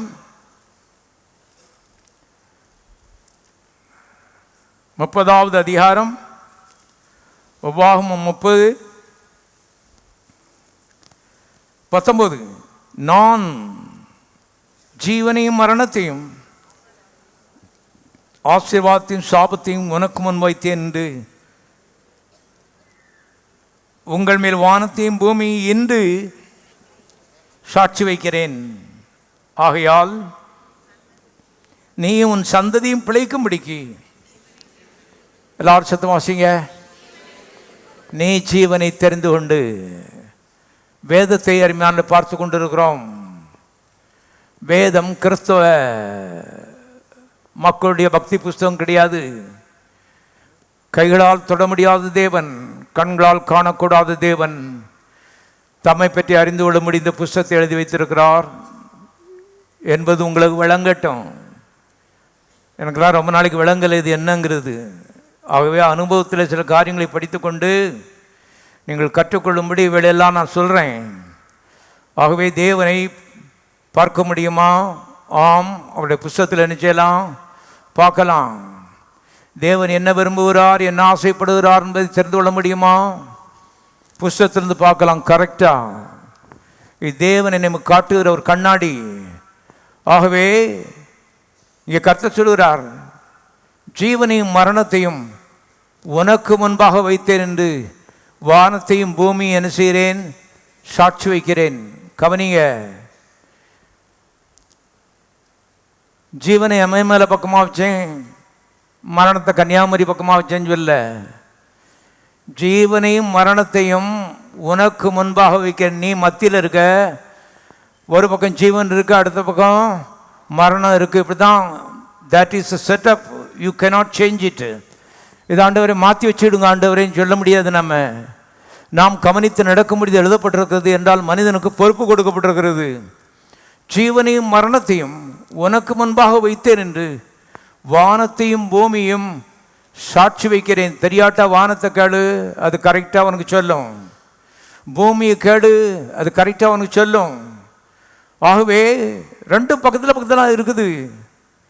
இப்போ கர்த்தர் சொல்றாரு, ரெண்டு காரியங்களையும் நான் விரும்புகிறேன். நீயும் பிழைக்கணும், உன்னுடைய குடும்பம் என்ன செய்யணும், பிழைக்கணும். அதுதான் நான் விரும்புகிறேன். நான் ஜீவாதிபதி. மக்கள் கட்டு போகிறது என்னுடைய ஏட்டலே கிடையாது. நான் ஜீவதேவன். ஆட்டோமேட்டிக்காக இது நடக்காது. அதான் விவரம். அதுக்கு அதான் புஸ்தகத்தை கொடுத்துருக்கேன். ஆகவே என்னுடைய ஆர்வம் தாகமெல்லாம் நீ பிழைக்கணும், உன் பிள்ளைகளும் பிழைக்கணும், நீ நல்லா இருக்கணும், வாழ்ந்து சுகமாக இருக்க வேண்டும். ஜீவன் உள்ள வரணும். அந்த ஜீவன் மனதிலே, சரீரத்திலே, குடும்பத்திலே, வியாபாரத்திலே பெருக வேண்டும் என்பது என்னுடைய அனாதி திட்டமாக இருக்கிறது. உன்னுடைய ஆரம்பம் அற்பமாக இருக்கலாம், உன்னுடைய முடிவு சம்பூர்ணமாக இருப்பது என்ற திட்டம் கடுகுவதியானது. எல்லா விதைகளிலும் சிறிதாக இருந்தும் அது வளரும் பொழுது ஆகாயத்து பறவைகள் மேல் அடைக்கலம் கொள்ளத்தக்கதாக பெரிய மரமாக என்ன செய்யும், மாறும். இதுதான் உன்னை பற்றிய தேவனுடைய திட்டம். என்னை பற்றி பாஸ்டர், உன்னையும் சேர்த்தான், மாற்றமே கிடையாது. தேவன் மனிதத்தில் பாரபட்சம் உள்ளவர் அல்லவே. எல்லாருக்கும் ஒரே பிரமாணம்தான். ஆனால் ஆட்டோமேட்டிக்காக இது நடக்காது. ஜீவனையும் மரணத்தையும் உனக்கு முன்பாக வைத்தேன். நீ மத்தியில் இருக்க. நீ உன் பிள்ளைகள் நன்றாயிருக்கும்படி, பிழைத்திருக்கும்படி, வாழ்ந்திருக்கும்படி, சுகமாயிருக்கும்படி ஜீவனை தெரிந்து கொள். எல்லா சத்தமா சொல்லும், ஜீவனை தெரிந்து கொள். அர்த்தம் என்னன்னா, மரணத்தை பார்க்காத, மனதில் மரணத்தை பற்றி பேசாத, மரணத்தை பற்றி சிந்தியாத, அதை பற்றி ஆராய்ச்சி பண்ணாத, அதை தெரிந்து கொள்ள வேண்டும் என்று ஆசைப்படாதே. அது சாவின் சக்தி. இது ஆழமான ஒரு விஷயம் பாருங்க. ஒரு கிறிஸ்தவன், ஒரு விசுவாசி உடைய மனதும் வாயும் எவ்விதமாக இருக்க வேண்டும், எதை ஆசைப்பட வேண்டும், எது நோக்கமாக இருக்க வேண்டும் என்று கர்த்தர் இங்கு கற்பிக்கிறது பார்க்கிறோம். ஜீவனை தெரிந்து கொள்ளு கர்த்தர் இங்கே சொல்லுகிறது பார்க்கிறோம். எங்கே தெரிந்து கொள்கிறோம்? மனது, எண்ணங்கள் எப்போது ஜீவன் பக்கமாக. ஜீவதேவன் யெகோவா, ஜீவதேவன் இயேசு, ஜீவதேவன் பரிசுத்த ஆவியானவர். ஜீவன் ஜீவன் ஜீவன் ஜீவனை தெரிந்து கொண்டு, அது மாத்திரமல்ல, மனது மாத்திரமல்ல, வாய் ஜீவனை தெரிந்து கொள்ள வேணும். வாசிக்கலாம் யாத்திராமத்தின் புஸ்தகம், மன்னித்துக் கொள்ளுங்கள், உபாகமத்தின் புஸ்தகம் 30வது அதிகாரம், அதே அதிகாரம்தான், 14-15 வாசிக்கிறேன். நீ அந்த வார்த்தையின்படியே செய்யும் பொருட்டு. எதன்படியே செய்யும் பொருட்டு? வார்த்தை. வார்த்தை பேச்சை பற்றி பேசுகிறார் பாருங்க. முதலாவது மனது, ரெண்டாவது பேச்சு. அந்த வார்த்தையின்படியே செய்யும் பொருட்டு அது உனக்கு மிகவும் சமீபமாய் உன் வாயிலும் உன் இருதயத்திலும் இருக்கிறது. இதோ ஜீவனையும் நன்மையும் மரணத்தையும் தீமை என்று உனக்கு முன்னே வைத்தேன். அப்படின்னா இந்த ஜீவ வார்த்தைகளை பற்றி பேசுகிறாரு. இதை உனக்கு முன்னால் வச்சேன். இதில் ஜீவனும் இருக்கிறது, மரணமும் இருக்கிறது. வாய் இந்த ஜீவனை என்ன செய்யட்டும், தெரிந்து கொள்ளட்டும். எப்போதும் பேசு. அதனால தான் இந்த வசனங்கள்லாம் அறிக்கையிட சொல்கிறோம். ஞாயிற்றுக்கிழமை மாத்திரம் இல்லை, 7 நாள் இதான் உன் வேலையாக இருக்க வேண்டும். தேவனுடைய மக்களே கவனிங்க, இது ஒரு மதம் இல்லை. இது நம்ம இஷ்டம் போல காரியங்களை செய்ய முடியாது. நித்தியத்துக்கு போகும் வரைக்கும் கர்த்தருடைய கை நம்மை இறுக பற்றி கொண்டு மரண பள்ளத்தாக்க தாண்டி சொர்க்கம் வரைக்கும் என்ன செய்யணும், கொண்டு போகணும். போக வேண்டிய தூரம் வெகு தூரம். இதில் எச்சரிக்கையாய் நடக்கும்படி வேதம் நமக்கு போதிக்கிறது. மனதில் வார்த்தை தான், ஜீவன்தான், தேவன்தான். வாயில் வார்த்தை ராத்திரி பகலாக.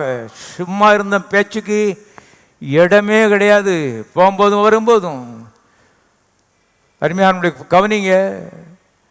அதுதான் இந்த சின்ன புஸ்தகம் போட்டிருக்கோம், விசுவாச அறிக்கைன்னு. இந்த பாக்கெட்டுக்குள்ள லேசாக சொருவிடலாம். உன்னுடைய நன்மைக்காக, என்னுடைய நன்மைக்காக. எனக்கு இந்த வசனம் தெரியும், கர்த்தருக்கும் தெரியும், உனக்கு தெரியும்னு. ஆனால் திருப்பி திருப்பி திருப்பி திருப்பி திருப்பி திருப்பி திருப்பி உன்னை ஞாபகப்படுத்துறது தான் பாக்கெட்டுக்குள்ளே என்ன செய்யணும், வைக்கணும். ஆமாம், திருப்பி திருப்பி. எல்லாரும் சொல்லுவோம், திருப்பி திருப்பி திருப்பி திருப்பி சாகும் வரைக்கும் திருப்பி திருப்பி. இதுதான் நம்முடைய வாழ்க்கை முறை. மனுஷன் அப்பத்தினால மாத்திரமல்ல, தேவனுடைய வாயிலிருந்து புறப்படுகிற ஒவ்வொரு வார்த்தையினாலும் வாழ்வான் வாழ்வான் வாழ்வான், பிழைப்பான் பிழைப்பான், சாகாதிருப்பான். இதுதான் வாழ்க்கை முறை என்பதை தெரிந்து கொள்ளுங்கள். வெற்றி வாழ்க்கைக்கு வழியை பரிசுத்த ஆவியானவர் நமக்கு சொல்லிக் கொடுத்து கொண்டு இருக்கிறார். நம்ம பாட்டு சும்மா இருக்கலாம். சும்மா இருந்தால் ஃப்ளாட் டயர் மாதிரி இருக்கும். அருமையானவங்களை கவனிங்க. தேவைன்னு ஒரு வரைக்கும் ஒன்று இல்லை. ஆனால் தேவை என்று ஏற்படும் பொழுது டயரில் காற்று இல்லை, ஃப்ளாட்டு. அந்த மாதிரி அருமையால் ஒரு பிரச்சனையும் வராமல் இருக்க வரைக்கும் வண்டி ஓடிக்கிட்டு இருக்கும். பிரச்சனைன்னு வரும் பொழுது அருமையாலே அங்கே நெருக்கதியாக நான் நிற்க வேண்டிய ஒரு நிலை வந்து விடும் பாருங்க. அவதான் கிறிஸ்தவ ஜீவிதத்தில் அருமையான ஒரு எதிரி இருக்கிறான். அவன் மரணத்துக்கு அதிபதி. அவன் பக்கமாக இழுக்கிறதுக்கு பிரயாசப்படுகிறான். ஏவாளை இழுத்த அதே பிசாசு நேற்றும் இன்றும் இன்றும் மாறாதவன். ஆண்டவராக இயேசு கிறிஸ்து நேற்று என்றும் மாறாதவர். அவர் எப்போ ஜீவன் பக்கமாக தான் நினைச்சார், நம்மளை இழுத்து விடுறாரு.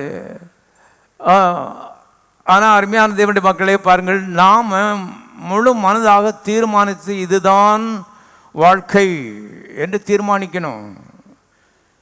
ஒருத்தர் கேட்டார், ஏவாள் அந்த மரத்தினுடைய கனியை புச்சிக்கு போகும்போது கையை கர்த்தர் வந்து தட்டி விட்டுருக்கலாமல்ல அப்படின்னாரு. கர்த்தருக்கு தெரியுமா இல்லையான்னு கேட்டார். நல்லா தெரியும். வாங்கையும் கூட கர்த்தர் பார்த்துக்கிட்டு தான் இருக்காரு, தட்டி விட மாட்டார். நீ நீட்டக்கூடாதுன்னு ஏற்கனவே அவர் நினைச்சிருக்காரு, சொல்லியிருக்காரு. கவனியுங்கள், ஆர் கையை நீட்டுறா, காபிரியேல் நீ அங்கே போய் தட்டு, மிகாவேல் நீ இங்கே போய் தட்டு. இந்த பிசினஸ்லையா கடவுள் இருக்காரு? மிகாவேலை காட்டிலும் 1000 மடங்கு மேன்மையாக உன்னை படைத்திருக்கிறார். ஜீவனை மிகாவேலு கொடுக்கல, உனக்கு நினைச்சிருக்காரு, கொடுத்திருக்கிறாரு. அவருடைய சாயலில் உன்னை படைத்திருக்கிறார். சின்ன கடவுள் மாதிரி. தொடாதன்னா தொடாத, நான் சொல்லியிருக்கேன். இப்படிப்பட்ட நிலையில் நீ இருக்க முடியும் என்பது அவருக்கு தெரியும். கவனிங்கள், அவைதான் நல்ல ஆள். வெளியே விளைவினமாக இருக்கலாம், உள்ள நல்ல ஸ்ட்ராங்காக என்ன செய்யணும், இருக்கணும். அருமையான கவனிங்கள், வாய் மனது எல்லாம் தேவனுடைய வார்த்தைக்கு நேராக ஆழமாய் பயிர்ந்திருக்க வேண்டும். அப்போ தான் நீங்கள் ஜெயிக்க முடியும் என்பதை நீங்கள் தெரிந்து கொள்ளுங்கள். ஆண்டவர் பார்த்து எல்லாத்தையும் செய்வார்னு நான் எதிர்பார்த்துக்கிட்டு இருக்கேன்னு சொல்லாதீங்க. நீங்கள் தான் ஆண்டவர், சின்ன ஆண்டவர். அவர் பெரிய ஆண்டவர், நீங்கள் சின்ன ஆண்டவர். சத்தமாக சொல்லுங்க, சின்ன ஆண்டவர். சின்ன ஆண்டவர் அவருடைய சாயலில் நம்மை படைத்திருக்கிறார் என்று சத்தியவேதம் சொல்லுகிறது. ஆகவே மனது மாத்திரமல்ல, வாயும் முக்கியமான பங்கு வகிக்கிறது. சங்கீதம் 19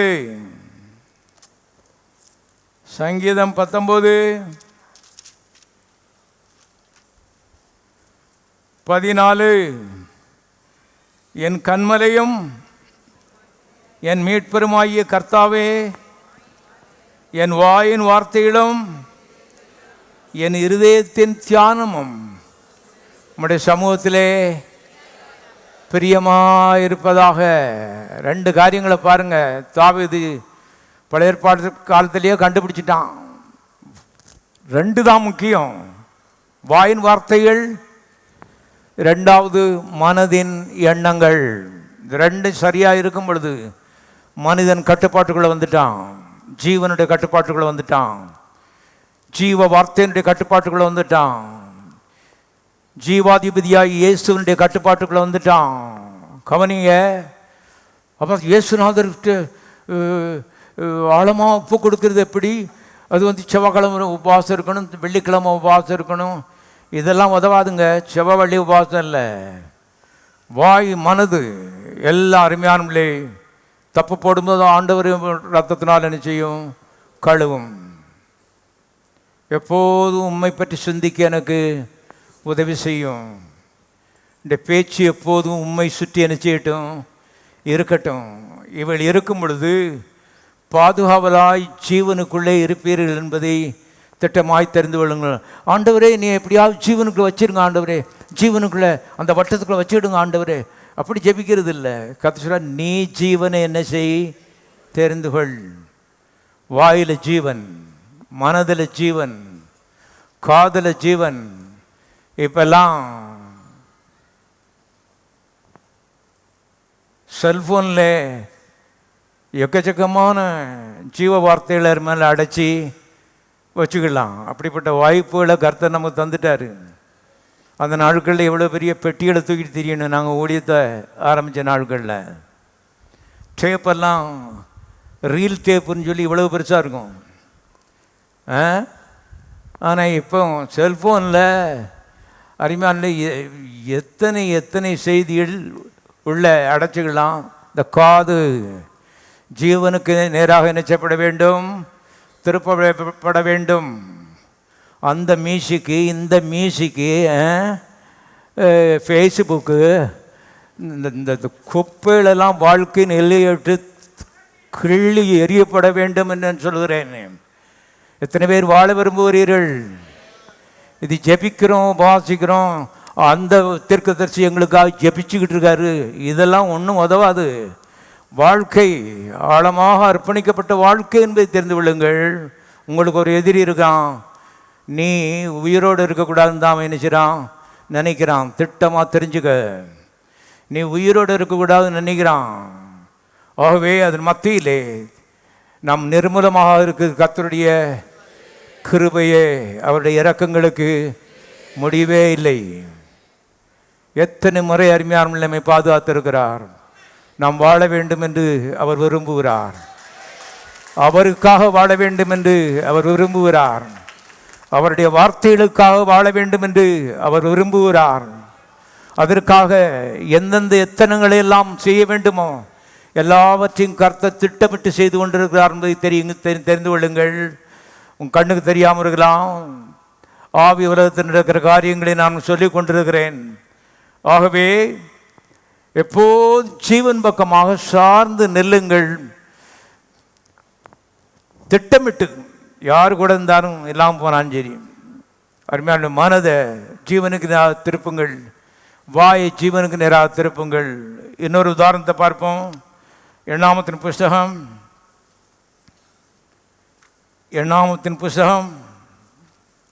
21வது அதிகாரம், எண்ணாமம் 21:5 வாசிக்கிறேன். ஜனங்கள் தேவனுக்கு மோசைக்கு விரோதமாக பேசி, நாங்கள் வனாந்தரத்தில் சாகும்படி நீங்கள் எங்களை எகிப்திலிருந்து வரப்பண்ணியிருந்தது என்ன? இங்கே அப்பமும் இல்லை, தண்ணீரும் இல்லை. இந்த அற்பமான உணவு எங்கள் மனதுக்கு வெறுப்பாக இருக்கிறது என்றார்கள். அப்பொழுது கர்த்தர் கொள்வாய் சர்ப்பங்களை ஜனங்களுக்குள்ளே அனுப்பினான்.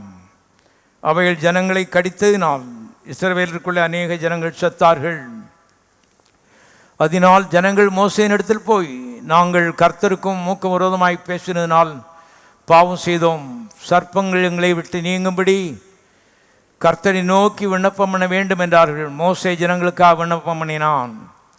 அப்பொழுது கர்த்தர் மோசேயை நோக்கி, நீ ஒரு கொள்ளிவாய் சர்ப்பத்தின் உருவத்தை செய்து அதை ஒரு கம்பத்தின் மேல் தூக்கி வை, கடிக்கப்பட்டவன் எவனோ அவன் அதை நோக்கி பார்த்தால் பிழைப்பான் என்றார். பிரியமானவர்களே, முதலாவது ஒரு சந்தேகத்தை நான் நிவர்த்தி பண்ண விரும்புகிறேன். கர்த்தர் சர்ப்பங்களை அனுப்பினார்னு போட்டிருக்க அந்த இடத்துல கர்த்தர் அனுப்பலை. பரலோகத்தில் என்ன கர்த்தர் என்ன பாம்பு பண்ணி வச்சிருக்காரு? கர்த்தர் அனுப்பலை. இவர்கள் முறுமுறுத்தார்கள். எங்களுடைய மனதுக்கு இந்த உணவு, அற்பமான உணவு எப்படி இருக்கிறது? வெறுப்பாக இருக்குது.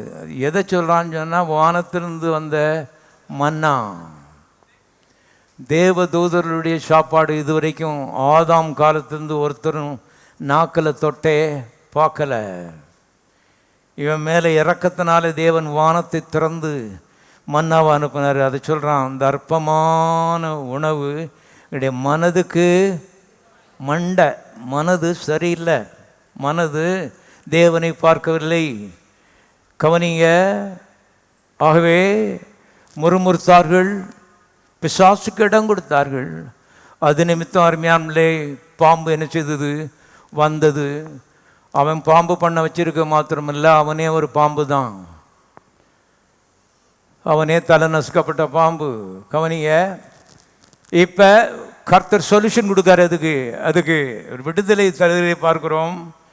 எந்த பாம்பு கடிச்சிச்சுப்பா, என்ன பாம்பு கடிச்சிச்சு, விவரத்தை சொல்லு, இப்படி கற்று சொல்லலை. எந்த பாம்பாவும் இருந்துட்டு தொலையுது போ, எல்லாம் பாம்பு தானே. எல்லாத்துக்கும் ஒரே ஒரு நிவாரணம் தான் இருக்குது. எல்லாரும் கரங்களை தட்டி சோதரிப்போம்.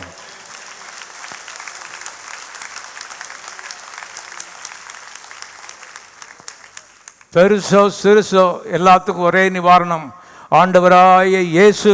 எல்லாரும் கரங்களை சோதரிப்போம்.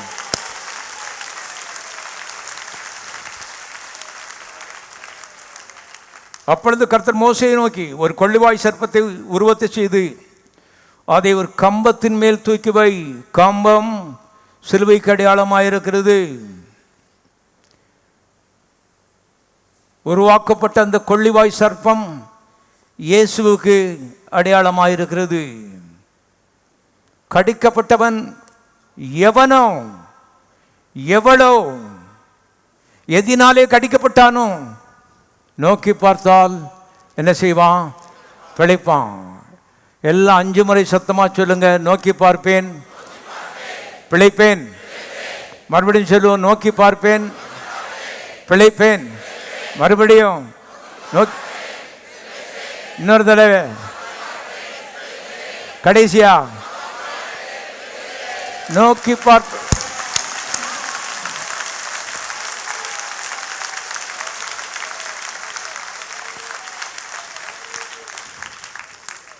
நோக்கி பார்ப்பேன், பிழைப்பேன்.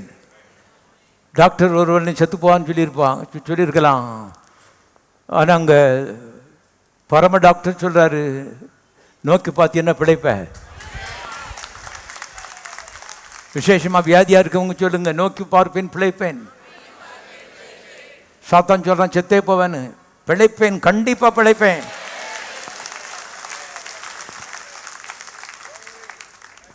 கர்த்தர் சொல்லி இருக்கிறார். அருமையான கவனியுங்கள். இங்கே வெண்கலம் இருந்தது, வெண்கல சர்ப்பம் இல்லை. என்ன செய்தார்கள்?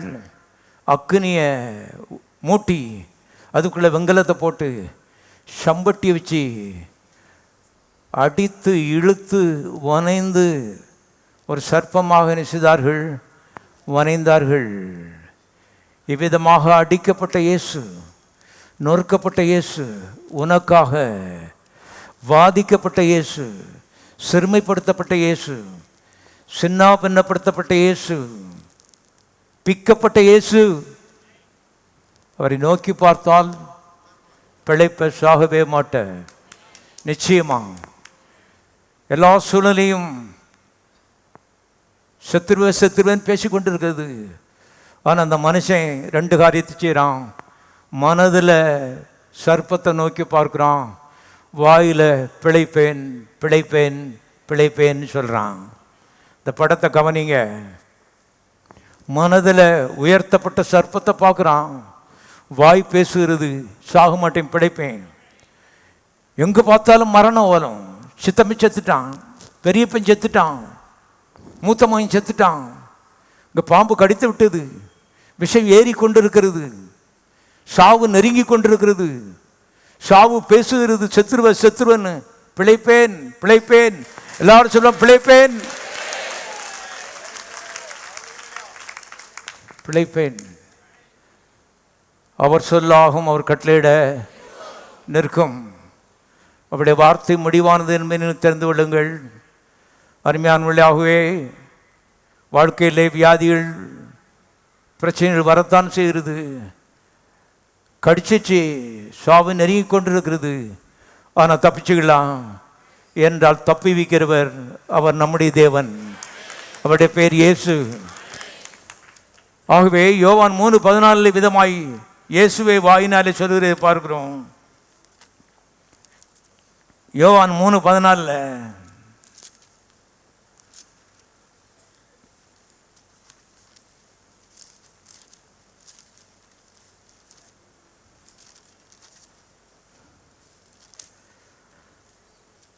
பரலோகத்திலிருந்து இறங்கினவரும் பரலோகத்தில் இருக்கிறவருமான மனுஷகுமாரனை அல்லாமல் பரலோகத்துக்கு ஏறினவன் ஒருவனும் இல்லை. சர்ப்பமானது மோசையினால் வனாந்தரத்திலே உயர்த்தப்பட்டது போல மனுஷகுமாரன் தன்னை விசுவாசிக்கிறன் எவனோ, சத்தமாவசிங்க, அவன் கெட்டுப்போகாமல் கெட்டுப்போகாமல் கெட்டுப்போகாமல் வாழ வைக்கும்படிக்கே இந்த இயேசு இந்த புலகத்தில் வந்தார். அவன் கெட்டுப்போகாமல் நித்திய ஜீவனை அடையும்படி உயர்த்தப்பட வேண்டும் என்று அருமையான கர்த்தர் சொல்லியிருக்க பார்க்கிறோம். இந்த சம்பவம் நடந்து 2000 ஆண்டுகள் ஆகிவிட்டது. இயேசு நமக்காக சர்ப்பமாக உயர்த்தப்பட்டார். சர்ப்பம் என்ன தெரியுமா? தீமை நிறைந்த ஒரு சிருஷ்டி. இயேசுநாதர் நன்மை செய்கிறவராய் சுற்றி திரிந்தார் என்று அப்போஸ்தலர் 10:38 சொல்லுகிறது. ஆனால் நம்முடைய தீமைகள், நம்முடைய வியாதிகள், வேதனைகள், அகால மரணங்கள் எல்லாத்தையும் அவர் தாமேல மனமும் வந்து அள்ளி போட்டு கொண்டார். எல்லாரும் சொல்லும் மனமும் வந்து அவர் யாரும் கட்டாயப்படுத்தலை, நாம் பிறக்கவே இல்லை. மனமும் வந்து அள்ளி போட்டு கொண்டார். ஆகவே இயேசு தீமையினுடைய மொத்த ரூபமாக, தண்டனையினுடைய மொத்த ரூபமாக தொங்குகிற ஒரு காட்சியை தான் அங்கே நாம் பார்க்கிறோம். வனாந்தரத்தில், கம்பத்தில், சிலுவையில் தண்டனையினுடைய மொத்த ரூபமாக நம்முடைய தண்டனை, நம்முடைய வியாதி, நம்முடைய வேதனை, நம்முடைய விரும்பத்தகாத காரியங்கள், நம்முடைய பாவம், நம்முடைய சாபம், நம்முடைய தரித்திரம், இது எல்லாவற்றையும் அவரே மனமூந்து வாங்கி மேலே போட்டுட்டார்னு ஏசாயா 53:5 சொல்கிறது. மெய்யாகவே இயேசு நம்முடைய வியாதிகளை ஏற்றுக்கொண்டு நம்முடைய வேதனைகளை தம்மேலே வாங்கி கொண்டார் என்று எழுதப்பட்டிருக்கிறது. ஆகவே சர்வ உலகத்திற்கு வியாதிகளும் வேதனைகளும் பாவங்களும் அவர் வாங்கி கொண்டபடினாலே அருவருக்கப்படத்தக்க, பார்க்க முடியாத ஒரு சர்ப்பமாக நேசகுமாரனாய் இயேசு தொங்கின ஒரு காட்சி இங்கே பார்க்குறோம். இங்கே தான் மனிதனுக்கு ரட்சிப்பு இருக்கிறது. அவர் தண்டனை வாங்கி கொண்டு கர்த்தர் என்னை நோக்கி பாரு, விடுதலை வாங்கிட்டு போ, சுகத்தை வாங்கிட்டு போ, ஜீவனை வாங்கிட்டு போ, ஐஸ்வர்யத்தை வாங்கிட்டு போ, பரிசுத்தத்தை வாங்கிட்டு போ. செய்ய வேண்டியதெல்லாம் ஒரு பார்வை, ஆழமான பார்வை, மனதில் ஒரு பார்வை, வாயிலே ஒரு பேச்சு. நோக்கி பார்ப்பேன் பிழைப்பேன், நோக்கி பார்ப்பேன் பிழைப்பேன். நீங்கள் அந்த சுச்சுவேஷனை உங்கள் மனதில் கொண்டு வந்தால் தான் உங்களுக்கு அது புரியும். 30 லட்சம் மக்கள், பல ஆயிரம் பேர் செத்து போனார்கள், பல ஆயிரம் பேர் செத்து கொண்டிருக்கிறார்கள், பல ஆயிரம் பேர் அலறி கொண்டிருக்கிறார்கள். எல்லாம் பாளையம் பாளையமாக இருந்தான், அண்ணன் தம்பியாக இருந்தான், குடும்பம் குடும்பமாக செத்து கொண்டிருக்கிறது. எங்கும் மரண ஓலம். அதுக்கு மத்தியில் கர்த்தர் சொல்றாரு, வாழ விரும்புகிறவன் மனதை ஒரே பார்வையா அந்த சர்ப்பத்து மேலே வை. மற்றவங்களை பார்க்காத, சாகுறவங்களை பார்க்காத, கடிக்கப்பட்ட உன்னுடைய சரீரத்தை பார்க்காத, பிக்கப்பட்ட இயேசு கிறிஸ்துவின் சரீரத்தை நினைச்சு பாரு. விசேஷமாக வியாதியாக இருக்கிறவர்கள், உன்னுடைய வியாதி சரீரத்தை நீ பார்க்காதே, அது மரணம், செத்துப்போன்னு சொல்லி வைத்தியர் சொல்லியிருக்காங்க. இப்போ இயேசுவனுடைய பிக்கப்பட்ட சரீரத்தை நினைச்சு பாரு. அங்கே உனக்கு வாழ்வு இருக்கிறது, ஜீவன் இருக்கிறது, நல்ல எதிர்காலம் இருக்கிறது, பிழைப்பு இருக்கிறது. நோக்கி பார்த்து பிழைப்பான் கர்த்தர் சொல்லி இருக்கிறாரு. பிழைப்பான். இது சாத்தியமா என்று ஒரு கேள்வி எழும்பிக் கொண்டிருக்கிறது. மனிதராலே இது கூடாதுதான், தேவனாலே இது கூடாதல்ல. தேவனாலே எல்லாம் கூடும். எல்லா சத்தமாக சொல்லுங்கள், பிழைப்பான், பிழைப்பான், பிழைப்பான். 1 கொரிந்தியர் புஸ்தகம் 11ஆம் அதிகாரம். 1 கொரிந்தியர் புஸ்தகம் 11வது அதிகாரம்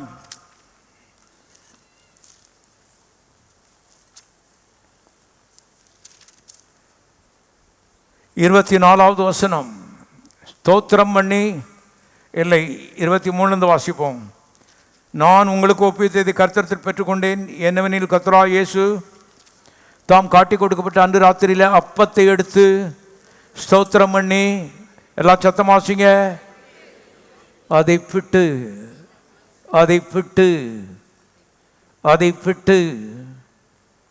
வாங்கி புசியுங்கள், இது உங்களுக்காக பிற்கப்படுகிற என்னுடைய சரீரமாக இருக்கிறது, என்ன நினைவு வரும்படி இதை செய்யுங்கள். அப்பத்தை வாங்கினாரு, பிட்டார் என்று எழுதப்பட்டிருக்கிறது. அங்கதான் விவரமே இருக்கிறது. பிற்கப்பட்ட அப்பம், நொறுக்கப்பட்ட அப்பம், அது இயேசுவின் சரீரமாக இருக்கிறது. பிக்கப்பட்ட இயேசுவின் சரீரம், நொறுக்கப்பட்ட இயேசுவின் சரீரம். அதுதான் அந்த சர்ப்பம் சம்மட்டியினால் அடித்து இழுத்து வணையப்பட்டு பிக்கப்பட்ட ஒரு கோரமான ஒரு காட்சி. அங்கதான் ஒரு நல்ல எதிர்காலம் மனிதனுக்கு என்ன செய்கிறது? அமைகிறது. வியாதி தொலைகிறது, சாவு மறைகிறது, ஜீவன் துளிர்க்க ஆரம்பிக்கிறது, புதிய நம்பிக்கை பெருக ஆரம்பிக்கிறது. இந்த ஆள்தானான்னு சொல்லி மக்கள் ஆச்சரியப்படக்கூடிய ரீதியிலே அருமையான மாற்றம் சரீரத்தில் என்ன செய்கிறது? உண்டாகிறது. எப்பொழுது? பிக்கப்பட்ட இயேசுவின் சரீரத்தை மனிதன் பார்க்கும் பொழுது. வியாதிப்பட்ட தன்னுடைய சரீரத்தை பார்க்க மறுக்கும் பொழுது அற்புதங்கள் நடக்கிறது என்று கர்த்தருடைய ஆவியானவர் சொல்கிறார். பிக்கப்பட்ட பொதுவான மனுஷனுடைய சுபாவம் என்னன்னா, இவ்வளவு வியாதியில் கஷ்டப்படுறோமேன்னு சொல்லி நமக்காக பரிதாபப்படுகிறோம். கர்த்தர் சொல்றார், உனக்காக பரிதாபப்பட்டு ஒரு பிரயோஜனம் கிடையாது. பிக்கப்பட்ட என்னுடைய சரீரத்தை பாரு, பரிதாபப்படாத. ஆண்டவரே, திட்டமிட்டு மிகுந்த மன உறுதியோடு உம்முடைய சரீரத்தை எனக்காக பீத்திருக்கிறீர், ஒரு நோக்கத்தோடு பீத்திருக்கிறீர். அந்த நோக்கம் நான் சுகமாக இருக்க வேண்டும் என்பதே.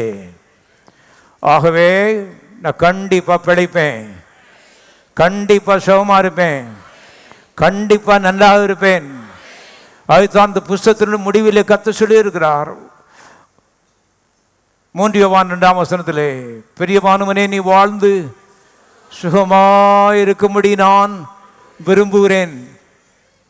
எல்லாரும் வலதத்தை வைத்து சொல்லுவோம், நான் வாழ்ந்து சுகமாயிருக்கும்படி என் தேவன் விரும்புகிறார். அதற்காக அவருடைய அழகான சரீரத்தை திட்டமிட்டு கல்வாரி சிலுவையிலே அவர் பிய்த்தெறிந்தார். ஆகவே நான் சுகமாயிருப்பது நிச்சயம். எல்லாரும் கரங்களை சோதிப்போம்.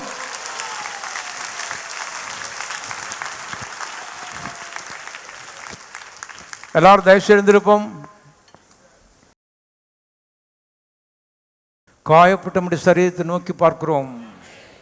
எங்களுடைய சரீரத்தை நோக்கி பார்க்கிறோம், மறுக்கிறோம். கர்த்தாவே, நோக்கி பார்த்து பிரகாசம் அடைந்தார்கள், அவருடைய முகங்கள் வெட்கப்படவில்லை. வேதத்தில் வாசிக்கிறோமே, நோக்கி பார்ப்பான் பிழைப்பான் எழுதியிருக்கிறபடி இந்த காலை வேளையிலே நோக்கி பார்த்து பிழைப்போம் என்று நாங்கள் அறிக்கையிடுகிறோம். கர்த்தாவே, சாவை இயேசுவின் நாமத்தினாலே நாங்கள் மிதிக்கிறோம். அந்தகார பிசாசு இயேசுவின் நாமத்தினாலே நாங்கள் மிதிக்கிறோம். தகப்பனை, ஜீவனை மக்கள் மேலே நாங்கள் கட்டவிழ்த்துப்படுகிறோம். சரீரங்கள் பலமடைவதாக, சரீரங்கள் சுகமடைவதாக, அற்புதங்கள் இயேசுவின் நாமத்தினாலே நடப்பதாக. தகப்பனே, நீர் அவிதமாய் செய்கிறீர், அதற்காக உமக்கு நன்றி. இயேசுவின் நாமத்தில் பிதாவே.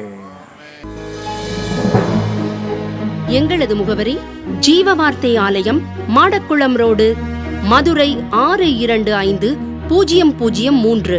தொலைபேசி எண் 0452380300. எங்களது இணையதள முகவரி www.livingwordmadurai.org.